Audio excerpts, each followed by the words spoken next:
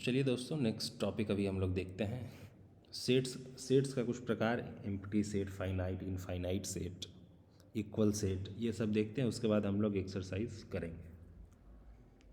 ठीक है, तो पहले हम लोग देखते हैं कि एम्प्टी सेट किसे बोलते हैं।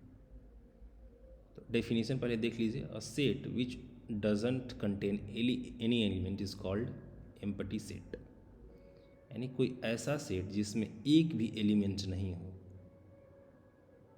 उसको हम लोग एम्प्टी सेट कहते हैं। एम्प्टी सेट या नल सेट भी कहते हैं, या वॉइड सेट भी कहते हैं उसको रिप्रेजेंट करते हैं कैसे?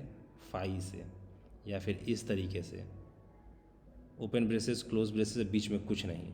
जब बीच में कुछ हो जाता था तभी तो, जैसे हम लोग कोई भी सेट लेते थे, A is equals to open braces, मान लिया 1 2 3, इसमें कितना एलिमेंट हो गया? 3 एलिमेंट हो गया।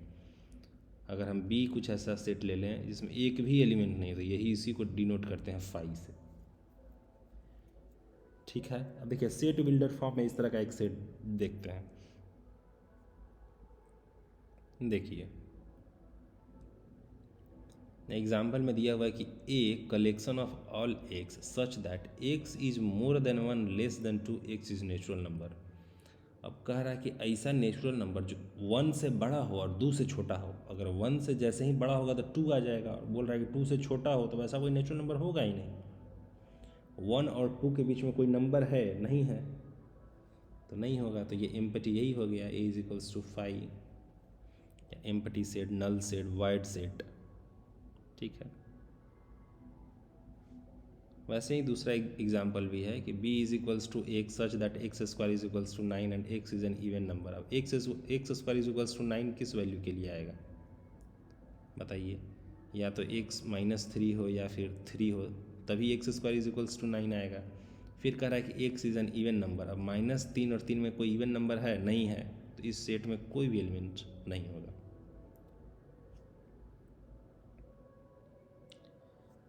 हम लोग देखते हैं कि फाइनाइट और इनफाइनाइट सेट्स क्या होते हैं। देखिए फाइनाइट सेट का डेफिनेशन है कि इफ़ अ सेट कंटेन्स 0 और a definite number of elements is called finite, otherwise the set is called infinite. कोई सेट है, अगर उसमें हमको पता है कि हम पता कर सकते हैं कि कितने एलिमेंट्स हैं, तो हम बोलेंगे कि फाइनाइट है। अगर उसमें अनगिनत नंबर ऑफ एलिमेंट्स हैं तो उसको बोलेंगे कि इनफाइनाइट सेट है। अब देखिए एग्जांपल्स कुछ देखिए। Set of days of a week. Set of days of a week में कितने डे होते हैं? 7। था 7 डे का ही सेट हो जाएगा, तो फिक्स्ड है नंबर कितना? 7। अब कह रहा है set of points on a line. अब एक लाइन है, उस पर कह रहा है सेट ऑफ पॉइंट्स। अब इसमें अनगिनत पॉइंट्स है, यहाँ पॉइंट्स, यहाँ पॉइंट्स, यहाँ पॉइंट, फिर आप कह सकते हैं कि यहाँ पॉइंट। जितना आप पॉइंट बना सकते हैं बनते जाएगा पॉइंट। तो लाइन पे कितने पॉइंट्स हो जाते हैं? इनफाइनाइट। अब जिस भी सेट का नंबर ऑफ एलिमेंट इनफाइनाइट है तो वो इनफाइनाइट सेट हो गया। अब set of natural number.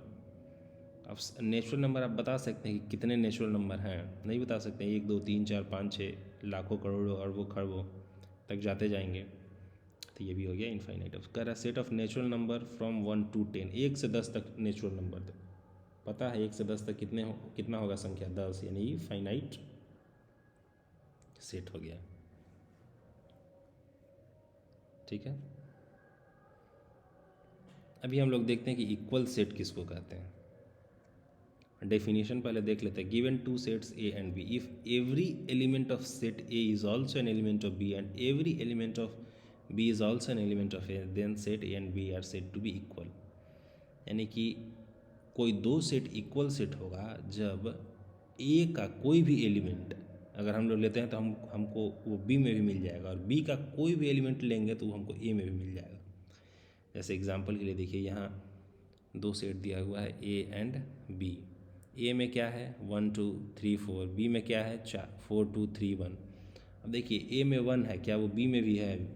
B में भी है। ए में 2 है, क्या वो बी में भी है? बी में है। ए में 3 है तो क्या वो बी में भी है? बी में भी है। ए में 4 है, बी में भी है, 4 है।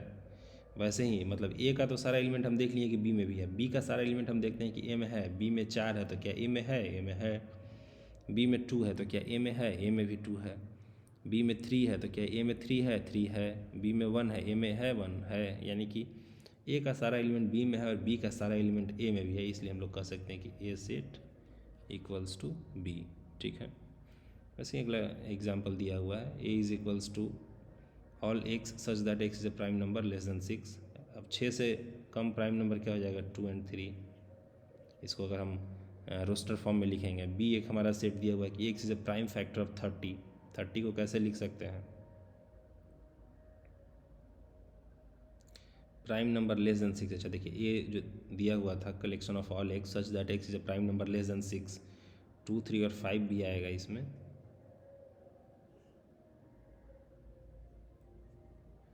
इसमें आ जाएगा 2, 3, 5 इस सेट में। बी सेट में अपना कौन आएगा? अब 30 का हम लोग प्राइम फैक्टर कैसे निकालते हैं? 30 को ऐसे डिवाइड करते हैं, 30 को क्या हो जाएगा प्राइम फैक्टर? 2, 3 एंड 5।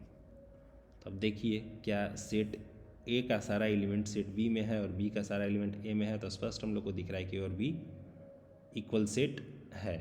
ठीक है।